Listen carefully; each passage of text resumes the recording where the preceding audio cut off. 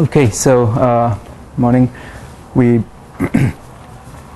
so I think we are in the last week of classes at least, and so I posted the last assignment, and I think hopefully you had a look, and I think I pretty much covered everything that's in there by now, again, over this week and next week I'm around if you have questions or want to discuss any of the problems or in the assignment or outside of it, that's fine as well. So, okay, so let's see, we are discussing about epitaxy, about the science of growth, of crystal growth, and today we are going to look specifically at a few cases of compound semiconductor growth and situations that lead to smooth thin film growth, or what can one do to change it, tweak it, to make it into a not a smooth but a rough structure, transition to from planar to quantum dot structures or wires and things like that. How can you control those things? So we want to kind of look a little bit into that today, right? From the perspectives of so what we have done till now is primarily thermodynamics, looking at all kinds of energy scales and minimizing the free energy, right?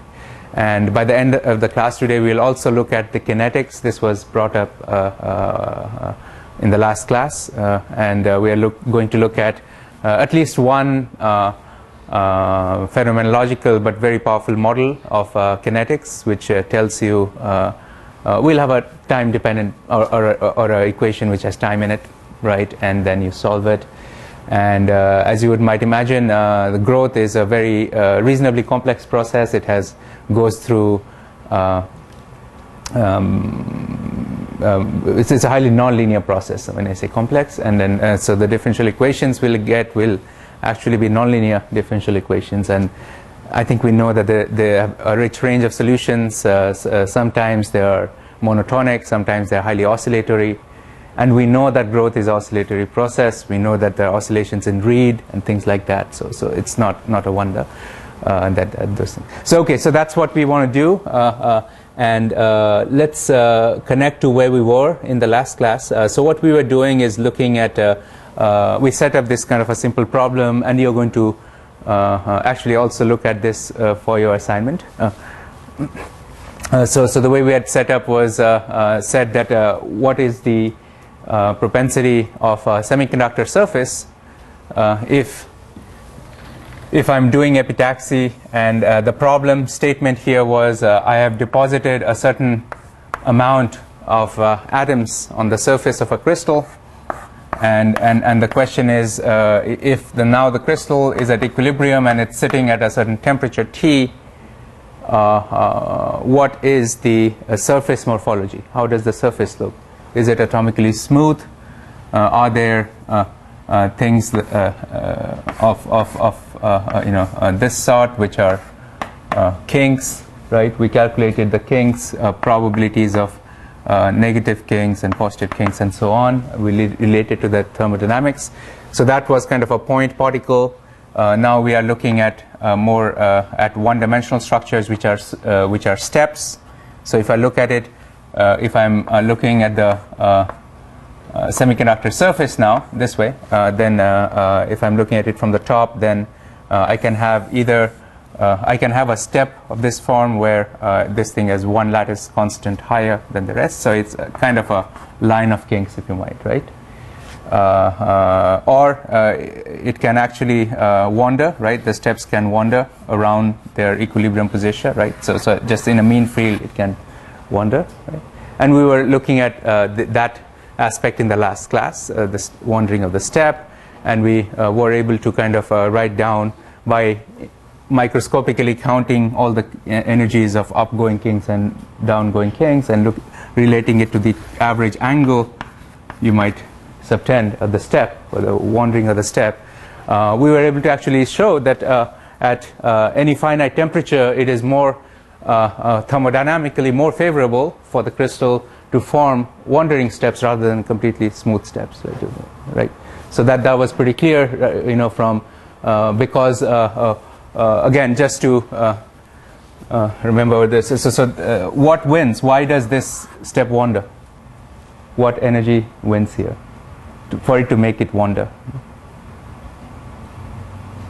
Right. So there are two contributions always, right? There is the enthalpy or the formation energy, and then there is the other one, which is the entropy. Right? Entropy is because there are so many configurations. See, this is only one configuration, right? Only one. Right? This is this infinite number of, I mean, very large number of configurations in which it can wander, right? And it can lower its energy because of that entropic term. And we kind of showed as you change the temperature. How much, I mean, what is the length scale, how much does it wander, what is the, and those sort of things. We kind of were looking at that in the last class, right? So today we are going to actually take it one step further. And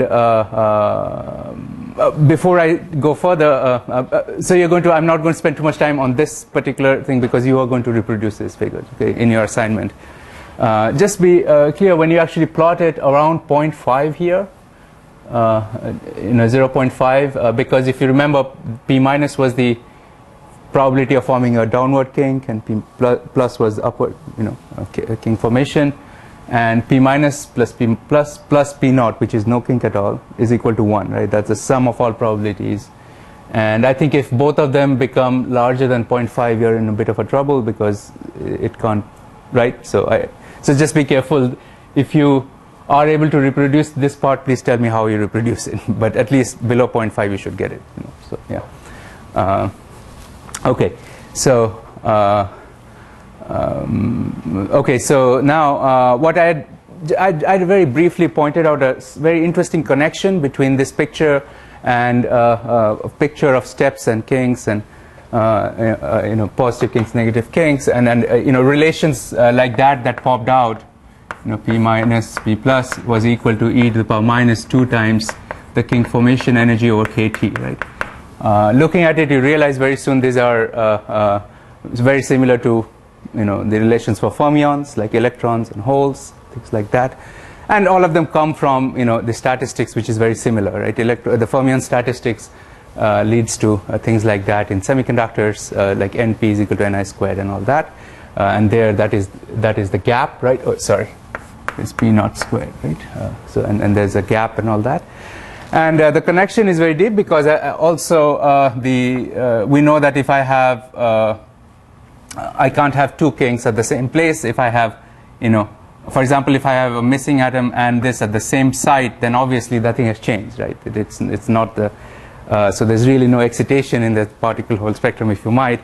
But it's very interestingly connected to these Ising models and so on for fermions, and essentially saying that if you are nearest neighbors, you have a certain energy, and you have a certain energy of formation in the first place, and you start interacting with nearest neighbors. You want to kind of stay farther away from nearest neighbors. It's just like electrons also start interacting. It's not, so the most simple pictures in for electrons assume non-interacting electrons. So if you look at transport and all, the electron interaction, typically in first courses we say that, well, it is important, but in most transport coefficients it doesn't matter in the end, because what is gained by one is lost by the other, and the whole thing you don't change. But obviously there are many materials in which electron-electron interaction is extremely strong, and the prototypes being ferromagnets and antiferromagnets, and where spin-spin interactions is very, very strong. And the same physics is working in this picture as well. So that's why there's a very interesting connection between this, between the crystal growth picture. So we looked at point, or the kinks, which are point particles effectively, and then lines, which are extended particles. And now what we're going to do is just talk a little bit about a model which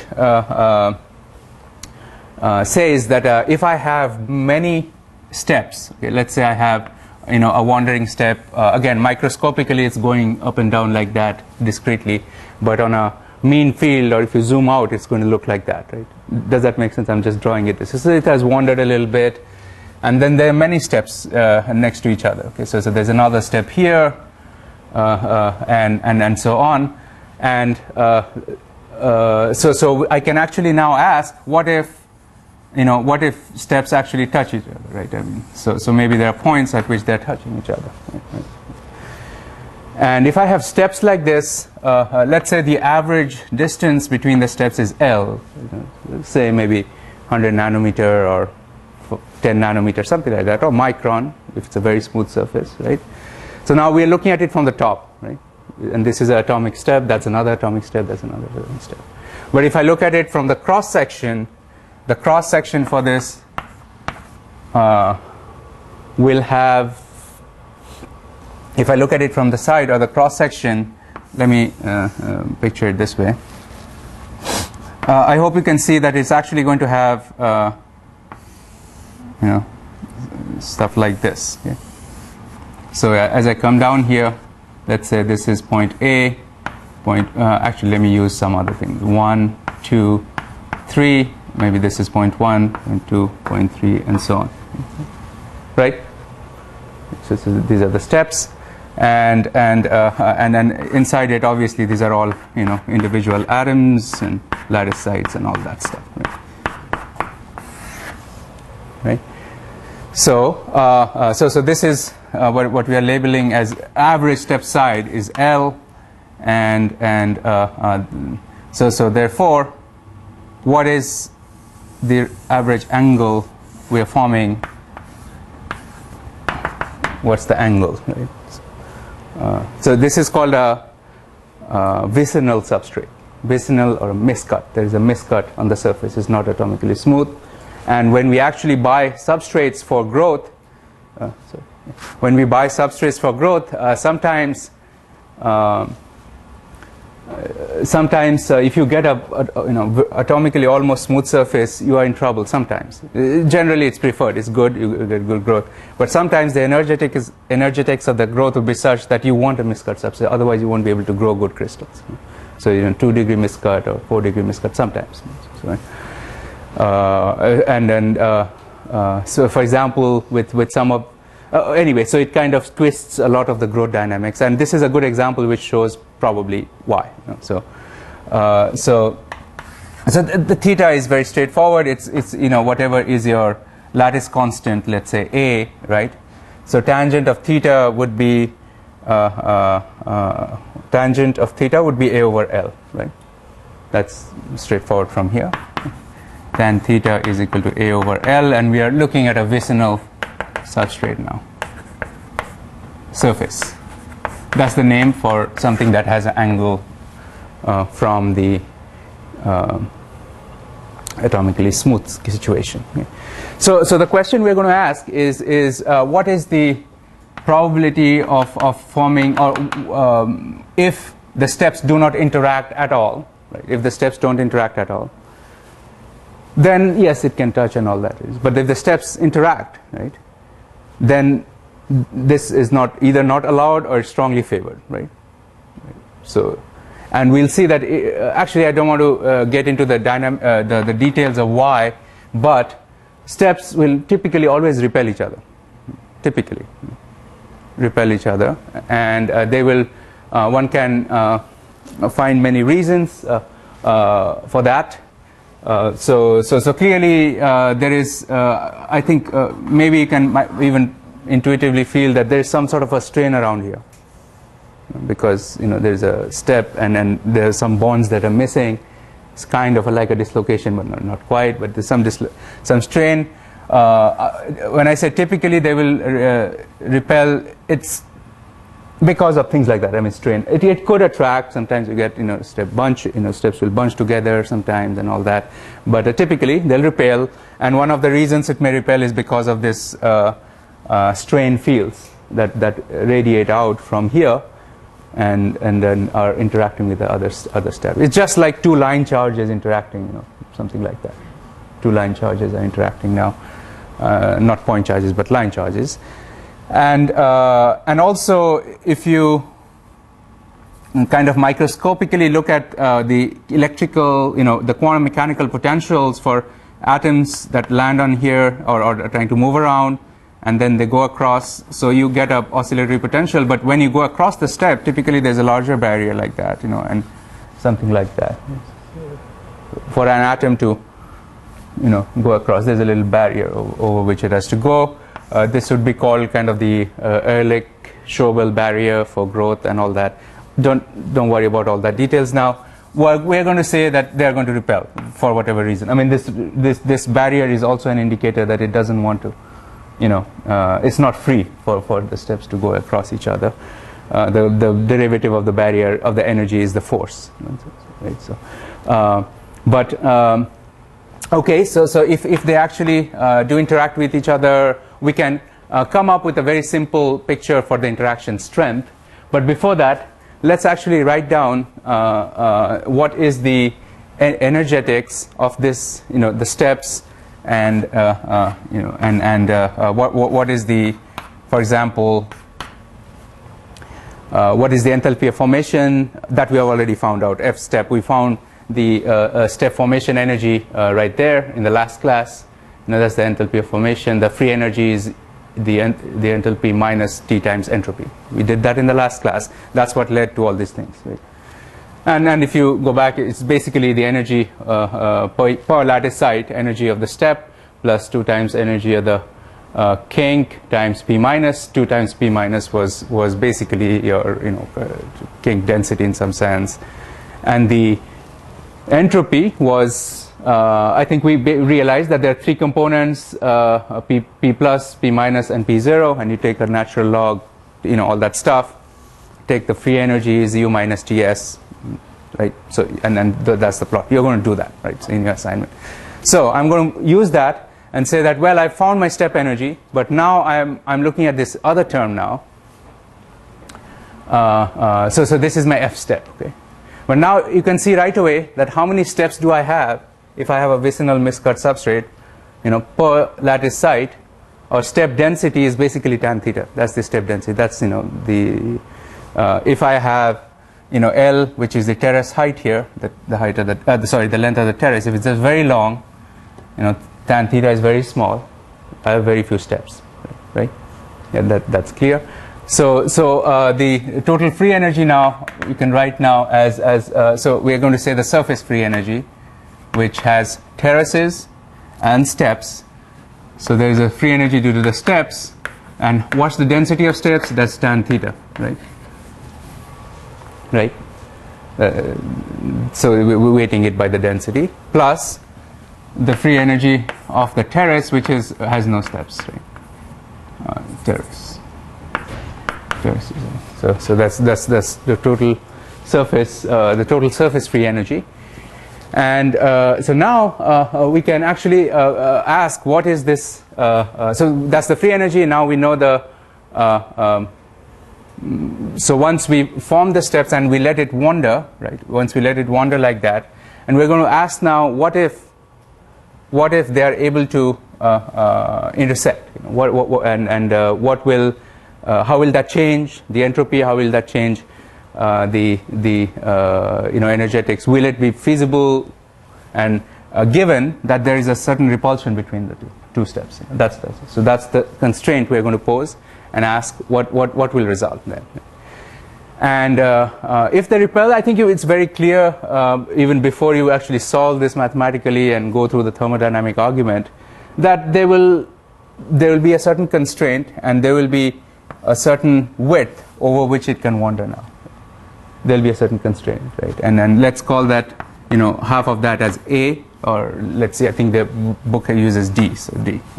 So what we are really asking is what is, these steps will not be allowed to touch typically because of energetic constraints, but they'll be restricted to a certain narrow alley width, right?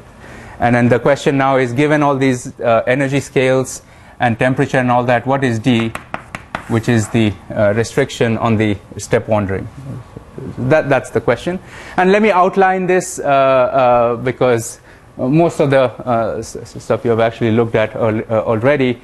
But here's one way to look at this. So let's look at the step wandering of one of these, and I think we have already seen how far up do you go or how far down you go. Let's say you move, n lattice sites or n steps to the right, right? So you go, 1, 2, 3, 4, 5, 6. Let's say you move 30 of them or something like that, right? Within that 30, if I look at the edge of the step, if I'm looking at, so I'm going, sorry, I'm not going this way. I'm actually going this way, one right along the step. So I can go left, right. I can have kinks and all that, right? And that's what tells you what is the step wandering. How many kinks do you have going up? How many kinks do you have going down? So the average. How many kinks do, let's say I go to the right, I call it P plus, go to the left, I call it P minus, right? So P plus times A would be roughly the distance you move to the right, and P minus A is roughly the distance you move to the left. And I think you can probably see that if I move n steps, I'm doing basically sort of a random walk now, right? And then so the total distance, let me write this down, the root mean square deviation from that center line is going to look like this. That's how it's going to look, the root mean square deviation. So you have two weights, probability is one, A is just the lattice constant and you're moving left or right, and probability of moving to the right is say P plus, and probability of moving to the left is P minus. Thus the B, which is the square root of the right side, is roughly how far you deviate from the center line. And if you move n number of steps, then this is a diffusive process effectively. So it's basically a random walk. And the distance you actually deviate from the center is square root of n times b, roughly. That's how far you're going to actually go, roughly. And so I think you see from here that that if n times, if this length scale becomes of the order or equal to the height of the length or the width of the terrace, then you have two things touching each other now. Right?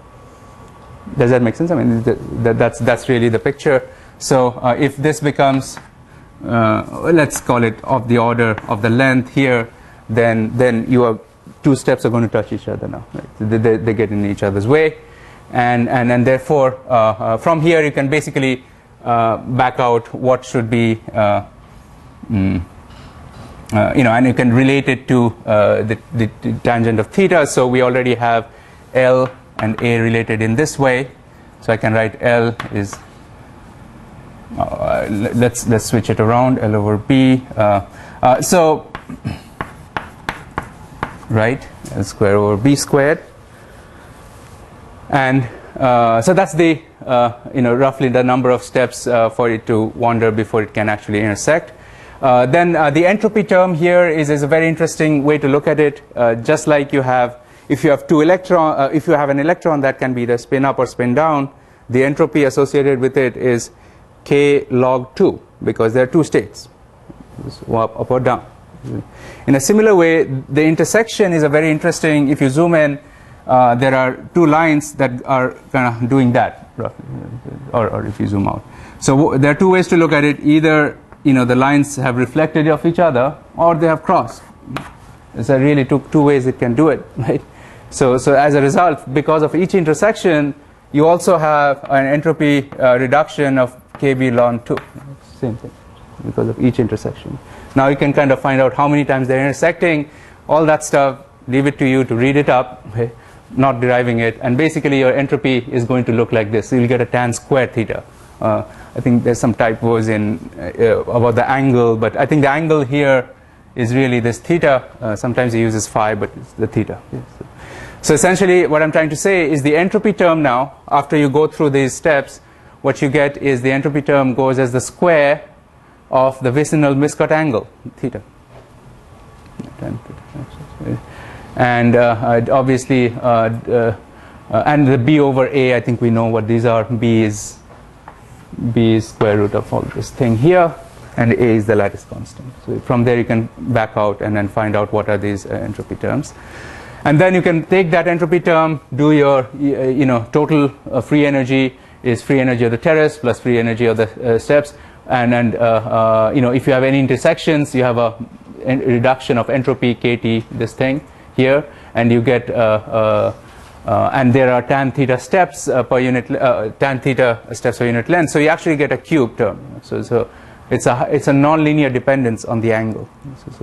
So you have third order tan theta. I mean, it's not just theta cube, but it's actually tan theta cube. So highly nonlinear, and you can build in this step-step interaction. You know, this is the interaction between steps, meaning if I have two steps at a distance L, if I go a distance x away, there is a certain energy cost. So around here, I'm kind of saying that my energy of interaction is such that it's going up. If I want to bring another step in, I have to pay this much energy cost now. You know. I'm outlining this. I'm not going into too much detail, but this is kind of a long-range force, just like a Coulomb interaction, 1 over r squared, you know, something like that. Something like that. This is the long-range force. You get one for the left and one for the right, you know, from two directions.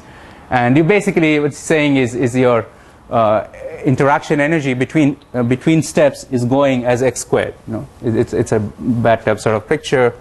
You know, it is increasing as x squared, and if so, that's an additional energy, right? So free energy is all the stuff that was without interactions. Now you have interaction term. So you add that to the total free energy, and you minimize it with x, where x is the distance now between the steps. So it's the distance between the steps. And you minimize it, and you get a d. And that's what we were asking. What is that d? How much is the restriction of the width over which the steps can meander or wander, right? So we get that d, and then the d basically depends the energy scale of interaction, or the repulsive energy is dependent on this coefficient a, and that thing is the denominator. More is the repulsion, higher is the a, smaller is d. It doesn't meander much. So right? It makes all sense. Temperature has a 1/4 power dependence. And then all that falls out of just minimizing this total free energy. And just to be very clear, just to summarize this sort of business that we talked about, the question we asked is, remember, we are not growing right now. We have deposited atoms, right? And we are looking at, you know, the system is evolving, atoms are wandering around. Just because there's finite temperature, they're forming kinks, they're forming steps, all that.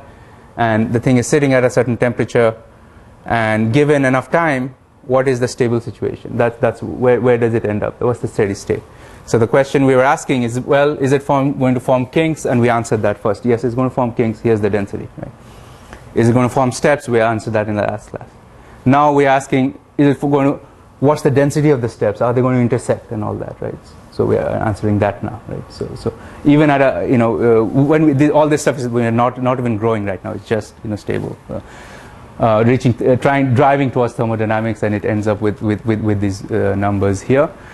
And for this step, so we had, you know, terrace energy, step energy, and lowering of entropy because of intersections, right? Because then the moment you tie this together, you have less configurations now. You know that, and the entropy energy will win there a little bit. And then if you have repulsion, the end result, sorry, is here. So we already found, you know, this at least understand where this comes from. And the idea is so here's where it would have been if you had a perfect step. We're looking at it from the top, and we have a vicinal miscut substrate this way, right? And so L is roughly the distance between two steps. Right? Does that make sense? So there's one step here, there's one step here, L. And here is the repulsion energy. We have modeled it. This is just the plot of that. As you go away from the step, the energy cost of having another step near it rises. This is the repulsion energy. And this is the entropy, which I think we know very well. Entropy will maximize if it meanders a lot, right? So as the x would, you know, this meandering length increases, the entropy also goes up, right? because it has more configurations to that. And basically, it's always the competition between something is rising, and actually, if you look at it carefully, it's going down here. It's negative. And you add them all up, take a minima, and yes, indeed, the total free energy has a minima, right? And it is changing as you change the temperature and as you change other things, right? So so basically, what is showing really is as you, for example, increase the temperature, you have a larger D, but it's weak, and the increase in temperature will, kind of make it a little more. That's why if you are a little lower temperature, you can have more uniform step, narrow alley width, and all that. And this sort of thing is actually you can actually observe it. I'm sorry, it's not very clear, but okay, maybe I can try to switch something off here for a sec. Oops, yeah. So this is a surface of silicon grown under MBE, and what you see is these are the step wanderings here. What you see is very interesting. There are some steps. So this is a miscut. Here's the angle. I mean, it's miscut this way. This is you see the one step. Look at the alternate steps. They're very interesting. They are much more straighter than the ones in middle. Right? So the ones in the middle have much more meandering. This is a uniform step, more meandering, less meandering, and so on. So actually, there's what's going on here is there's another level of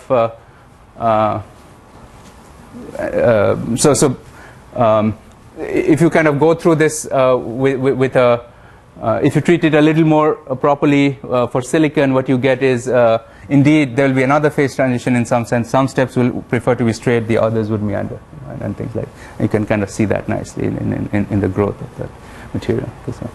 So okay, I'm going to actually leave this part of the surface morphology and not discuss further. I went through the last part a little faster because we had done the earlier ones in some detail. I think you can pick up the and I posted the chapters from Sao, which describe this in very good detail. Just be careful with some. I think it won't be very difficult, but he calls some of these angles phi sometimes and theta sometimes. But I think that should be clear.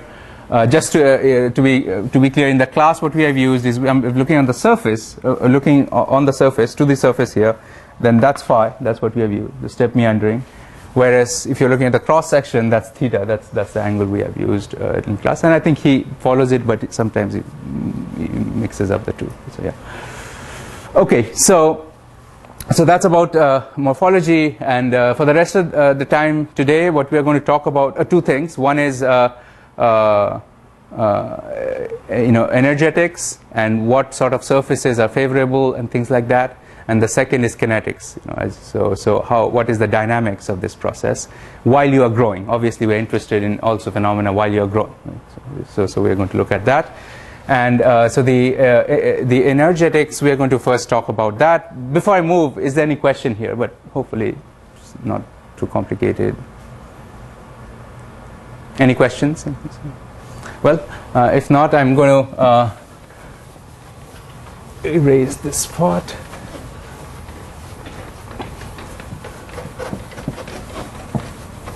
And what we'll now discuss is how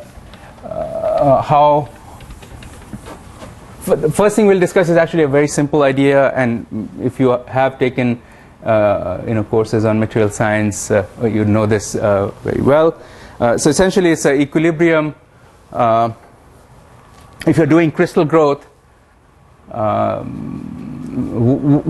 what surfaces of the crystal will end up being on the surface? I mean, so what faces, what angles of the crystal orientation will end up being on the surface? This is a very simple argument, and the end result of all this is a crystal can have, let's say I have a crystal which has, so it's a three-dimensional crystal, and it has various energies. Remember, on the surface you have broken bonds, right? On the surface you have broken bonds, and in the interior, in the bulk, you have chemical bonds which are formed. So whenever you form chemical bond, you lower the energy, right? So the fact that you have broken bonds on the surface means the surface has certain energy associated with it, which could be lowered if there was a chemical bond to it, right? So let's call these energies, let's label them. I think, which way is he going there? Okay, so there's another typo here. But anyway, okay, so I'm just going to label it my way, X, Y, and Z, right? So this is our Y face here, okay? And we can count how many bonds are broken per unit area and all that, and say per unit area I have gamma Y is the electron volt per centimeter square energy of broken bonds there. Does that make sense? You can count how many bonds there are divided by the area. So each bond energy, W times the number of bonds over the area, or in other words, W times small n, which is the number density of bonds, is gamma, is the surface free energy. That's the surface energy. So we're going to call that surface energy gamma Y, and similarly you will have, this thing will have gamma X here, that thing will have gamma Z. So these are, remember, we're looking at crystals, and so what we can now also say is let's say along the X direction, the length of the crystal is Hx. Remember, this is one big bulk crystal. Let's say along the X direction is Hx, along the Y it's Hy, and along the Z direction is Hz. So here's the question we're going to pose, that, well, I'm going to take this crystal, or let's say this crystal is sitting at a temperature T, right? And these three are not necessarily equal. They may be different. Gamma X, gamma Y, and gamma Z. Surface free energy, broken bonds may be different. Why? I mean, you can imagine if I have, let's say I have a certain direction. You can take a uniaxial crystal, gallium nitride, and a certain direction you have much more density of bonds than the other. You can have different faces, which are, this is a uniaxial crystal, so it can have different bond energies, right? Number of bonds, the strength of bonds can be different. So now the question is, if it's sitting at a temperature T, is this, Hx, Hy, and Hz, are they all equal? Are they different? What is the thermodynamic equilibrium situation? That's the question we're going to ask now. Okay, yeah. Is that clear? What are we asking? We have a crystal. What is its equilibrium shape? What's the shape of the crystal which is in equilibrium? And actually, before even doing anything, we can say a lot about it, right? Let's say gamma X is much larger than gamma Y, comma gamma Z. Let's say. What do you expect the crystal shape to be? So if the surface free energy of this face is much larger, what will the system do, to go to equilibrium, right? It will reduce that surface area, right? But we're going to pose the constraint on it that the volume is not changing. Right? Volume is the same, it's fixed. So I'm not losing any materials, I'm not gaining any materials right now, right? So that's a constraint, that's a fixed constraint. And so essentially this will shrink, but I think right away you see that these two other four faces will grow, right? So the crystal will kind of get elongated in that direction, now form a needle, right? So try to form a needle and not be a cube anymore, right? Just from this argument, right? And this is a simple enough argument, and obviously people had realized it a long time ago. The first argument was given by Pierre Curie in 1885, and that's what we are deriving now. This is called a Curie construction, if you might. But since then, there have been more mathematically elegant approaches with the Wolf construction, Herring construction, Andreev. All of these are described. I'm just going to describe the simplest one. So just the Curie. You can actually geometrically go and make it much more interesting. Okay, so the idea is very straightforward. You have a total energy of the system, of the surface energy. You minimize it. That's all there is to it, right? So you write the surface energy is equal to, so I have two surfaces of X with the area, the surface area of X is just Hz times Hy, and the surface energy is gamma X, right? So you have 2 Hz Hy, right? And I think it's, you can just cycle through the coordinates here, gamma Y, Hx, Hz, gamma Z, Hx, Hy. Right, so it's straightforward, right? And so we're saying we want to minimize it, but under the constraint that the volume is a constant, right? The volume is a constant, and so we can kind of rewrite this by taking out one of the variables and writing it as, divide throughout by the volume, let's say, and sorry, gamma x, and you get gamma over hx, gamma 2 gamma y over hy plus 2 gamma z over hz. I'm just dividing throughout by the volume here, right? And did I do that right? No, gamma z. Right.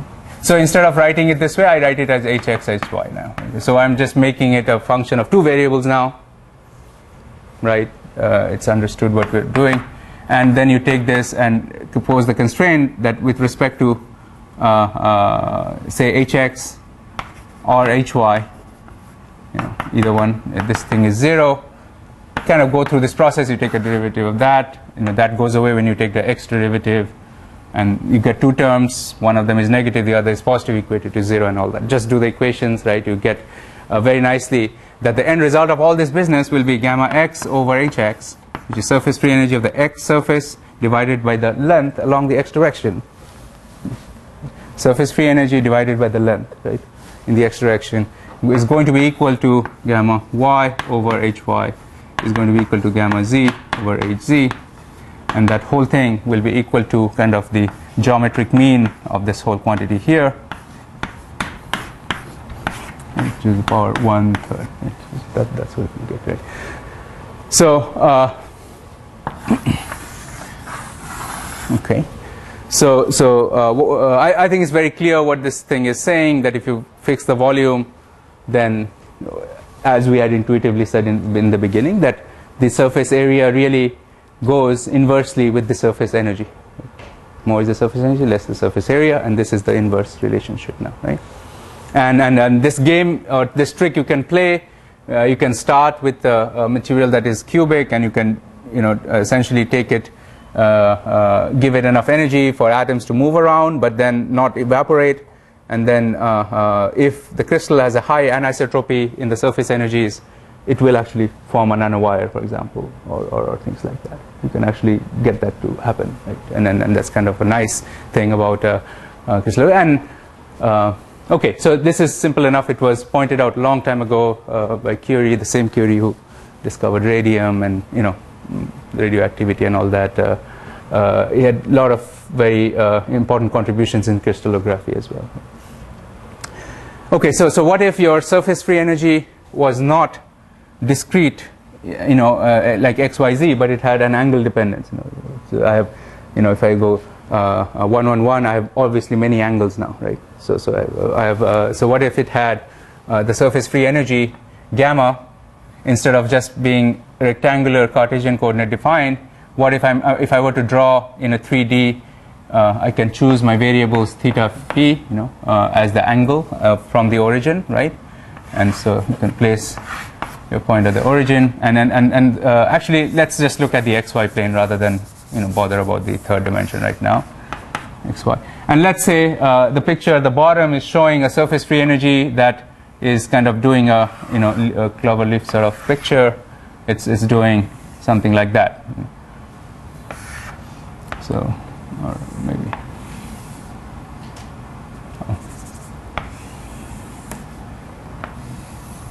something like that, right?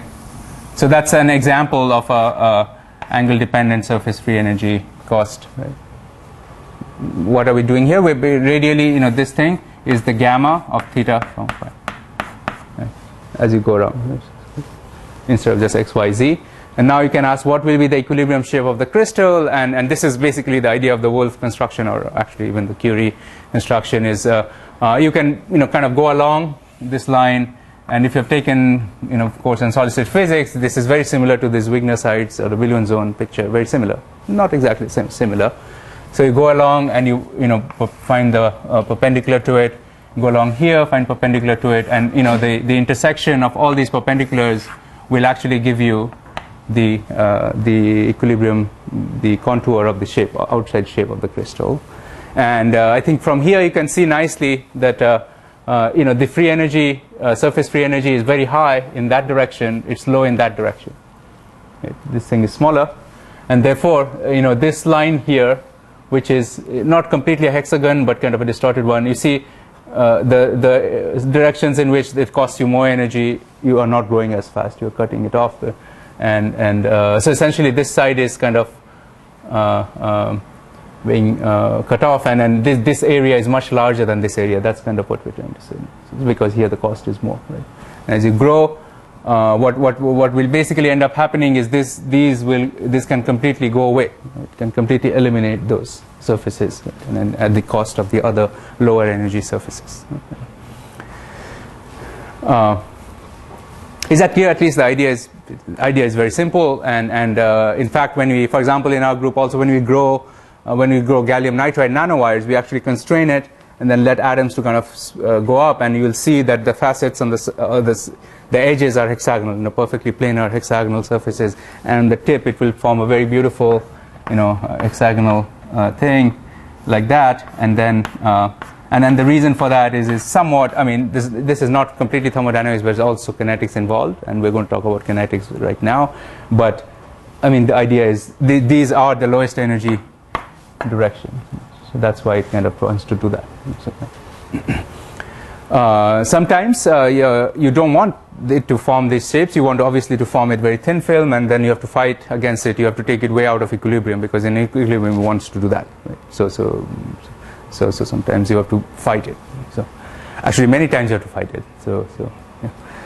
Okay, so another aspect of the question of energy and how it tweaks the growth is something that most people doing epitaxy know very well, and this is 3 different growth regimes. Now the crystal has, let me point this out.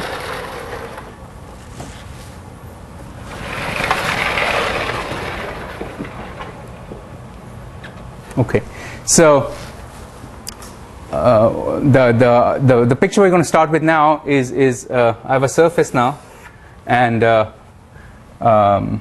again, this is a rather standard coverage. This picture gets a standard coverage in many courses, but let's see how it influences growth of compound semiconductors in particular, right? So let's say I have deposited a bunch of atoms or a material on top of another, and let's say this is indium arsenide on top of gallium arsenide, or something like that, on indium arsenide on top of indium phosphide, right? Let's say, right? And now there are all kinds of energy scales involved, and we can kind of look at this point. So remember, this you can think of it as a water droplet on a solid surface, or some material on top of another, right?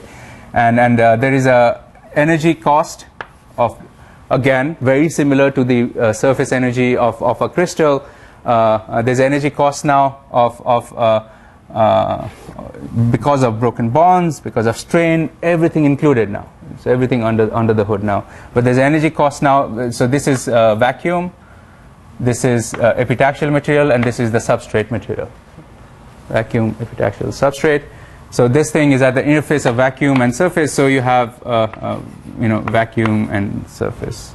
Is that what is written there? Yeah, vacuum and surface. Right? So this is the bond energy or surface energy here.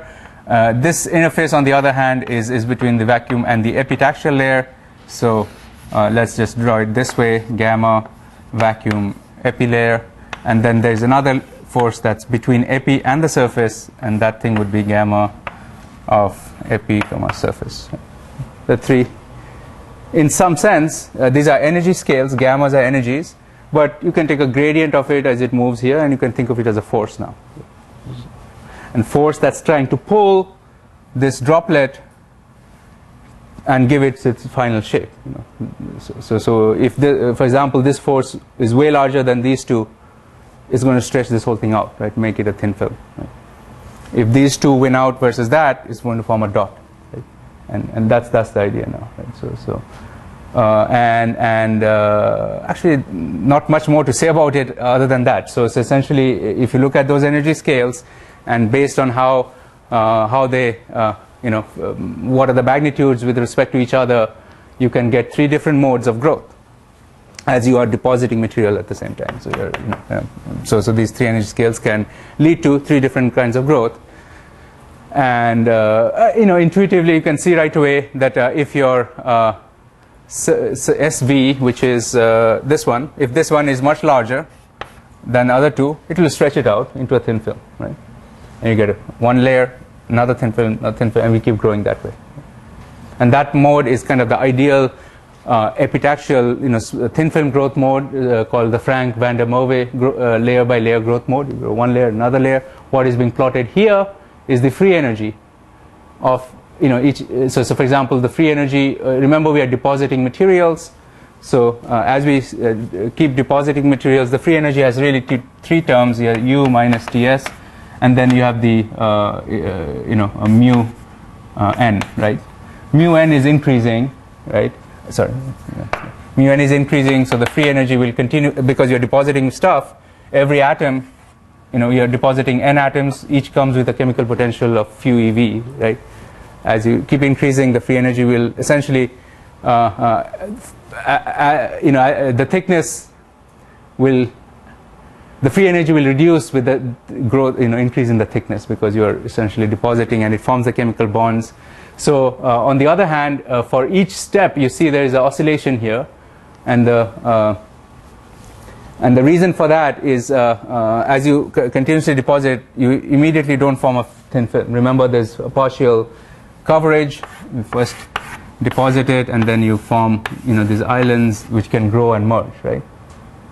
And if you remember, because of that, there was a lowering of free energy, which is entropy related, right? Because of you form these patches, and because of that you get S over Q is this theta, natural log theta. You get a lowering of free energy because of incomplete coverage. The moment they all coalesce, your entropy goes away, right? So entropy oscillates. Right? Entropy term is oscillating, which is kind of riding on top of that. So that's the free energy change as you kind of layer by layer grow the material. Is that clear, at least qualitatively? So yeah. And very importantly, in the Frank van der Merwe growth mode, it is monotonically decreasing, and it kind of decreases initially a little faster, but then it kind of reaches a steady state, and it's kind of standard this way. Right? Now, going to the other end of the spectrum, if this plus this is much larger or larger than this quantity here, which is the it will try to ball up, right? It try to form islands. It want to grow islands and grow bigger islands rather than thin films, right? And that's the Volmer-Weber island growth mode, right? And so again, the epi plus substrate epi, these things win out over against that. Actually, again, in Sau's book, there's one of them has a little typo, but I think it should be very clear. The top one is layer by layer. The bottom one is island growth mode, and this thing looks slightly different. Basically, it has upward. It's concave down, so it kind of goes through a hump like that, and so there are very straightforward reasons for that, based on the fact that this part of the energy is larger, but then once if you haven't so there's also entropy involved here, right? Because where do you form the island has a certain say in this picture. But essentially, the microscopic picture is you grow an island, and it essentially grows bigger vertically and laterally as well. So it will kind of do that. It kind of start growing like that. Right. So that's the Volmer-Weber growth mode. And the intermediate one, where again this energy, the lateral stretching energy is larger, but then what you can do, what happens for the Stransky, this is the Stransky-Krastanov or SK layer plus island growth, where you get a little bit of that and a little bit of this, layer, island. Always layer first and then island, layer first and then island. And for that growth mode, still the stretching energy here is larger than the other two. But what happens is, as you grow, there's something else that kicks in, and typically in most compound semiconductors, that second something else that kicks in is strain. So strain is an additional thing, which is, as you grow it thicker, there's another energy penalty you have to pay now, because the volume is increasing. You can either form defects, dislocations, which we had talked about earlier, or you can lower your energy based on these scales now, right? So you either form defects or you form some other shape. And in the Stransky-Krastenov mode, what will happen is initially you will grow as Frank van der Merwe growth mode. It will be thin film, but you exceed a certain critical thickness, typically because of strain. It will now change into Volmer-Weber growth mode. It will become islands now. Right, so that's the Stransky-Krastenov growth mode, which so essentially islands first, and then thin film first and then islands. Volmer-Weber is only islands, and Frank van der Merwe is only thin films. So that's the three growth modes. And Stransky-Krastenov has again a tendency of first it's concave down, concave up first as Frank van der Merwe, but then it kind of has a little bit of a hump, and then it actually I think you can clearly see that the number of monolayers here will be lower, because you are actually not forming full monolayer but forming islands. So you kind of this thing doesn't go down as much as that one. So free energy lowering is not as much. So there's some strain still stored in that layer. And this is used very effectively to grow beautiful quantum dots using indium arsenide and such materials. So I think this is okay. So this is indium phosphide here, perfect crystal, typically by MBE growth, and then you have indium arsenide you deposit on indium phosphide, and there's strain. And typically it's compressive strain. So indium arsenide has a larger lattice constant, yes, and therefore there's compressive strain. It compresses it, and then there are 2 or 3 layers that will grow in the Frank van der Merwe first, and then you form the Stransky-Krastenov island now. And then these are typically pyramidal hut sort of things, and then you can have not just one layer but multiple layers and all that. And now you're in these structures, the electrons and holes can be confined in principle in all 3 directions, X, Y, and Z. So it's a 3-dimensional confinement. And if you go back and think about some of the early parts of the course, we had talked about, so you start from 3D material, go make a quantum well by Frank van der Merwe growth method. You get confinement in one direction, right? You can make nanowires by playing games with surface energies. Get confinement in 2 dimensions now, but free to move in one direction. And finally, do Stransky-Krastenov and confine it in all 3 directions, for example, right? So that's a range of these various growth modes of the crystal. Now, again, I talked about this qualitatively, but if we combine many of the things we have talked about before, right? Surface free energy, step energies, all that stuff. If we combine them, it is possible to potentially simulate this whole thing. So it's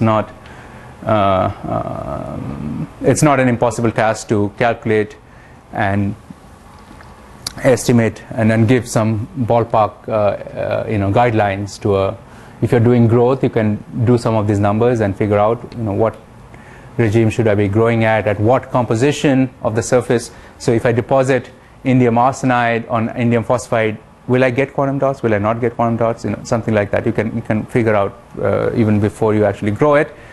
But typically, things happen in parallel, or sometimes people just try something and they see and then want to explain it, right? So indium phosphide. So this is a very popular quantum dot feature in indium phosphide, and typically what happens is if you go back and think where I think I did mention aspects of quantum dots. So quantum dots have very large density of states at the band edge, because or rather they're like 1D, they're 0-dimensional, so it has a very kind of the density of states clumps up at a singular energy. It's like an atomic-like state. So one of the places where it has been really investigated in a great deal is in making lasers. And these quantum dot lasers have some of the lowest thresholds for starting to laser. I mean, threshold current injection above which it starts lasing, it's some of the lowest. So it's about 19 or 20 amp per centimeter square. It's already 15 years old roughly, but numbers haven't changed too much from here. There hasn't been this big a jump since then. So, just to put this in context, this is a 1.55 micron or long wavelength infrared laser. If you look at a LED that is necessary today for, let's say, indoor lighting and all that, the current injected is about this much, 20 amp per centimeter square. It's a low injection regime for LED, but these lasers are so efficient that even at this density it starts lasing. So it's a very interesting application of the LEDs, of quantum dots in lasers. So just as an example, I mean, this is what I was mentioning, that if you remember, we talked about LEDs versus lasers, right? And in gallium nitride, we said that the LEDs start losing efficiency if you inject too much current. But if you look at the current at which most of the gallium nitride LEDs that you buy in the market today operate, they're about 10 amp per centimeter. This is kilo, so you're very small, about 10 amp per centimeter square, 10, 20. If you inject more, the efficiency goes down. Right? Anyway, so potentially there may be some advantages also in LEDs. In fact, LEDs are probably a little better suited. One of the big problems with quantum dots is, you already saw the picture as showing, it is very difficult to maintain under epitaxial growth conditions. It's very difficult to maintain a uniform size of the quantum dots. The size, because again, there are a lot of forces in play. It's not very easy, but all the dots are not identical. So therefore, there are slight variations in the quantized energy states, and therefore that leads to a certain amount of broadening. And a laser broadening is not your friend at all. It's actually, you want a very sharp spectrum in the end, right? But in a LED, it's probably okay. A little bit broad is sometimes useful. So, okay, so that's just one of the things about dots. But hopefully, it's gives you some idea of bulk crystal, what facets go, are stable, thin films. How can one get quantum wells, quantum dots? It's all a play of these energy scales here. Now, I want to use the last 10 minutes at least to talk a little bit about dynamics. Last class, this was question was posed that what are the kinetic processes and how does one understand those? Right? And so what I'll do is just discuss this aspect of dynamics first, and it's the way to understand the dynamics is basically you again, the crystal growth itself is a process where you are depositing materials and the layer is growing, right? That's the this so you have material coming in at a certain rate. Let's call it J is number of atoms or molecules, whichever, per centimeter square second, right? It's the flux coming in. And you have a certain rate at which this surface here, let's call it again x, y, and the height of the surface on which you are depositing your material, the height from some origin. Let's say you started your growth here, the height from there is h of x comma y, right? So it's changing, right? And I think it's very clear that rate of change is some function of j, right? Some function of j, which is the deposition rate, some function of the temperature you're sitting at, some function of the pressure maybe, but pressure is related to j. Okay, and we're going to kind of make that connection now, right? And that's the question of dynamics. How fast am I growing, and maybe what is the surface morphology as I'm growing? What is the shape of hx comma y? Is it smooth? Has it formed dots? Has it become a lot of steps, right? And that information is sitting inside this function now, right? Right? So mathematically, I'm just saying the obvious question is this. That will give you the moment you find this equation, solving it will give you the entire dynamics of the problem, right? So a simple way to think about this is the following. So you have stuff landing on the surface, atoms landing on the surface, and then let's say I have steps, right? Let's say I do have steps, and the length of the step is L, okay? And I have add atoms. I'm going to bring back all the stuff we have talked about. So I have add atoms here, let's say, and maybe vacancies as well. But let's just look at add atoms first. So I have add atom. It's probably a bit too big, but yeah. So it's landing, and then add atoms can move, right? Move around. That thing is a diffusive process, the add atom motion. Let's call the diffusion constant to be d. Right? Now going back quite a few classes, I think we know why this should be, something like that, right? We have seen that. A diffusion constant is some, some constant here which has got to do with attempt frequencies and all that we had talked about a long time ago. This is doing a random walk times e to the power minus this energy for it to move.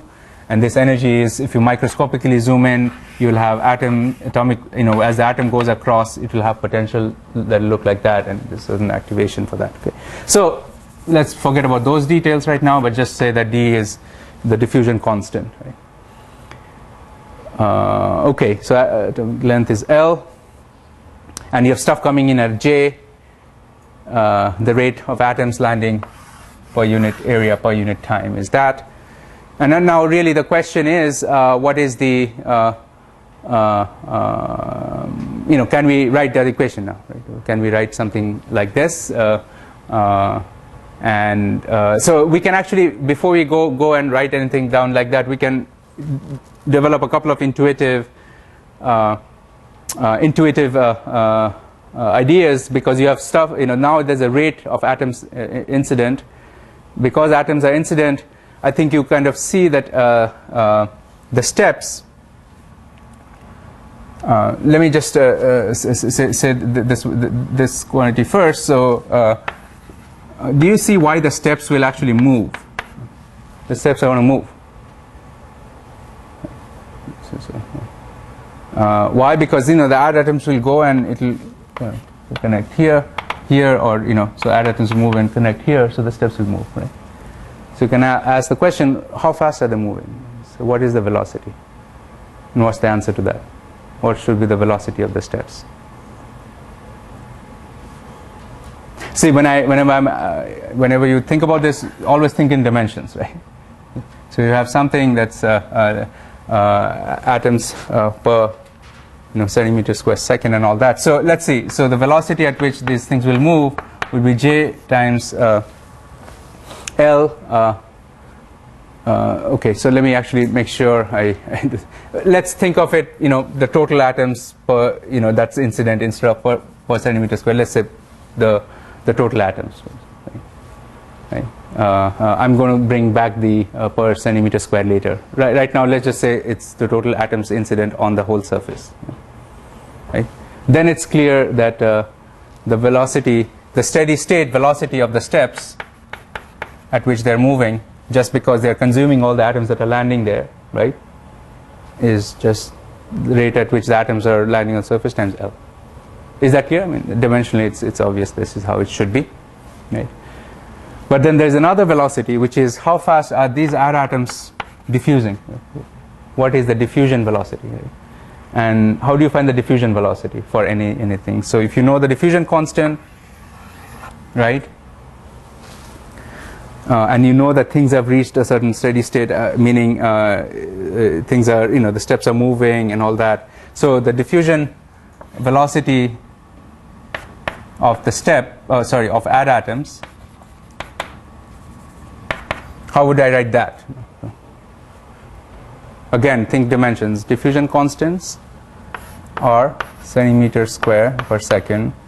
There's only one other length here, L. Right? So, and I think physically you can see it has to diffuse a length L, right, before it stops.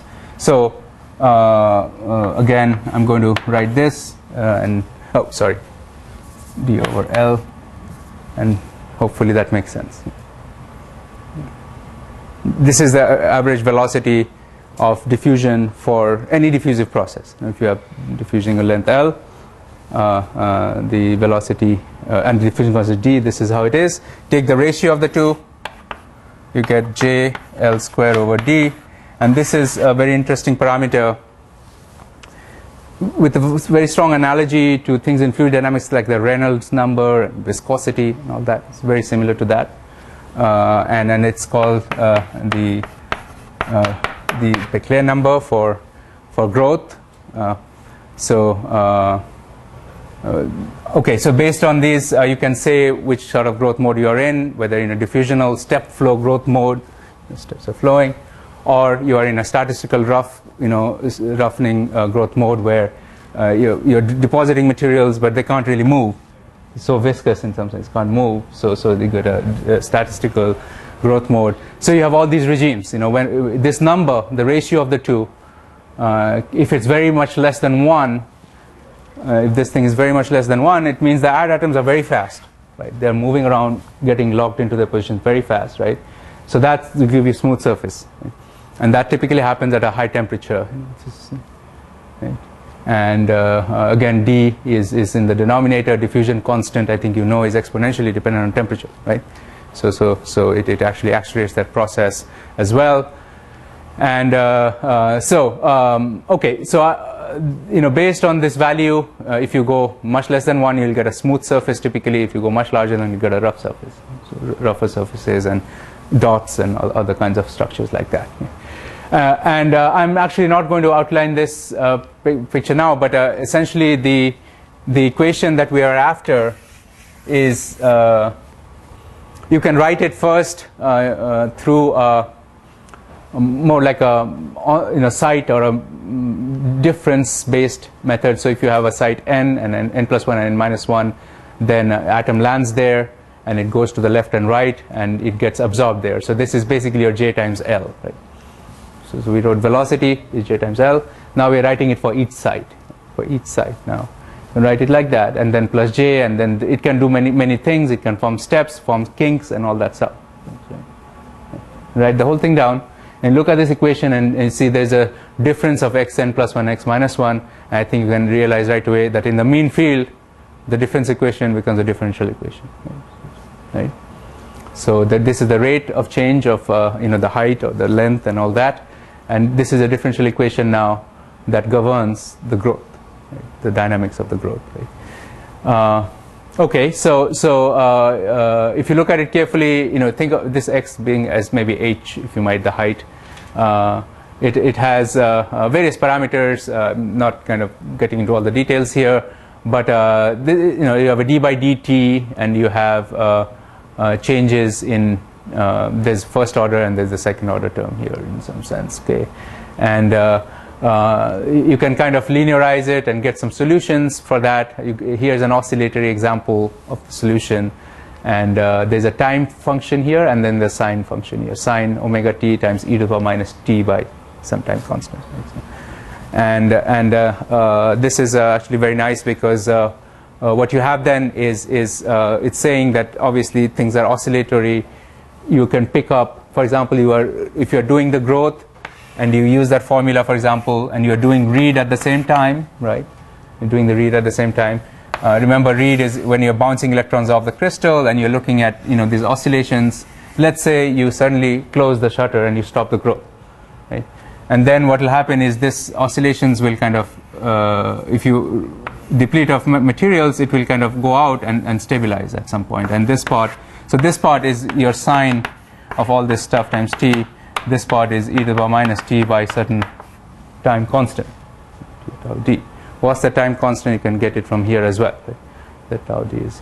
So you can kind of get this. I'm going through this relatively fast, but well described in Sau's book. So please read that up. So that's one way to look at the dynamics of growth, right? And the surface morphology. How would it evolve? Will it bunch into steps? Will it do all kinds of? So you can kind of say things like that.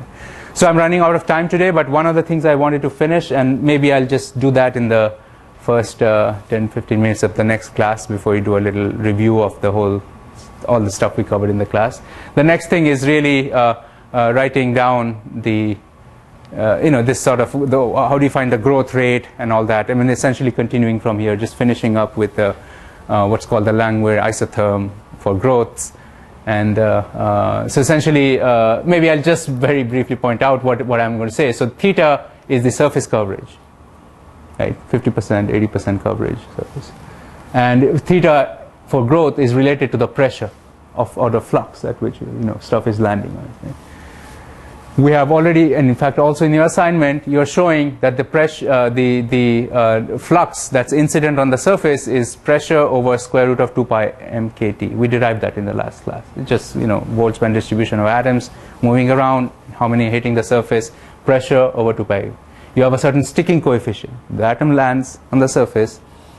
It can either stay or it can bounce back off, right? That's the sticking coefficient. Sticking coefficient is 0. There's no growth. Everything is bouncing back off, right?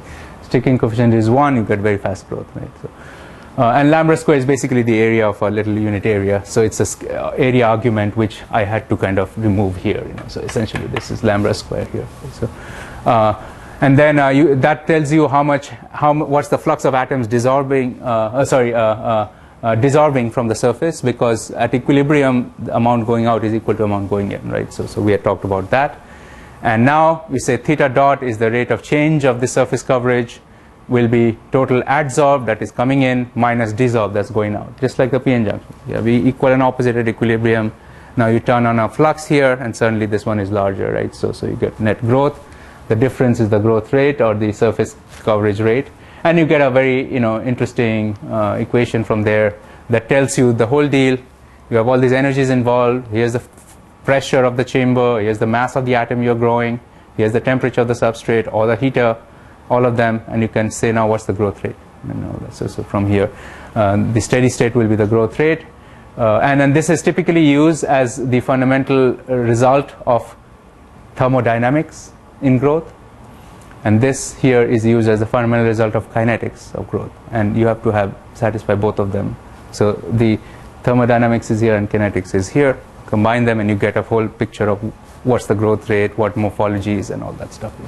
It's not a completely solved problem, and as I had mentioned many times, it has a lot of very interesting analogies with other fields of physics, and there's a lot to do in this area as well in the future. So okay, I'll just briefly describe the last part a little bit in the next class, and then we'll just do a summary of the course. Maybe we might end the class earlier than the scheduled time next time. Okay, good. Thanks.